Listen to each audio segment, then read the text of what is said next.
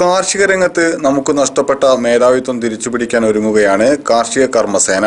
പദ്ധതിയിലൂടെ കേരള സർക്കാരും കൃഷിവകുപ്പും കൃഷിവൃത്തിയിൽ തൽപരരായ ഗുണഭോക്താക്കളെ കണ്ടെത്തി അവർക്ക് കാർഷിക യന്ത്രങ്ങൾ പ്രവർത്തിപ്പിക്കാനുള്ള പരിശീലനം നൽകുകയാണ് കൃഷിവകുപ്പിന്റെ എഞ്ചിനീയറിംഗ് വിഭാഗം ചെയ്യുന്നത്.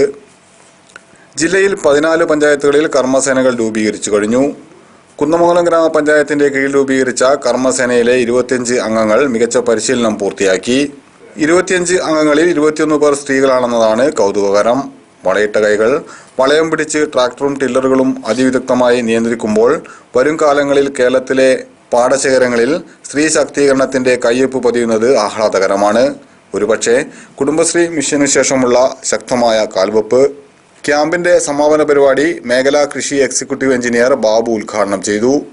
അതുപോലെ തന്നെ കാടുവെട്ട ഈ പരിശീലന പരിപാടിയിടയിൽ തന്നെ അവർ കാടുവെട്ടാനുള്ള ഓർഡറുകൾ പിടിക്കാൻ തുടങ്ങി. അതുപോലെ ട്രാക്ടറും ടില്ലറും ഈ നടീയന്ത്രവും കൊയ്ത്തന്ത്രവും എല്ലാം പ്രവർത്തിപ്പിക്കുവാൻ അവർക്കൊരു ആത്മവിശ്വാസം വന്നിട്ടുണ്ട്.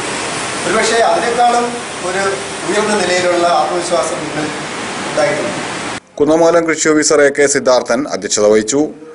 മികച്ച ട്രെയിനറായി മുൻ ഗ്രാമപഞ്ചായത്ത് മെമ്പർ സബിതയെ തിരഞ്ഞെടുത്തു.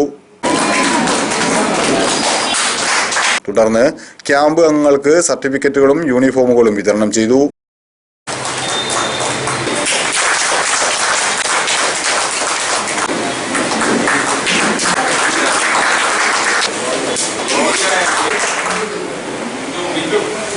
ക്യാമ്പിനു വേണ്ടി സൗകര്യം ഒരുക്കിയ പുതുശ്ശേരി പറമ്പിൽ മരക്കാരെ യോഗം അനുമോദിച്ചു.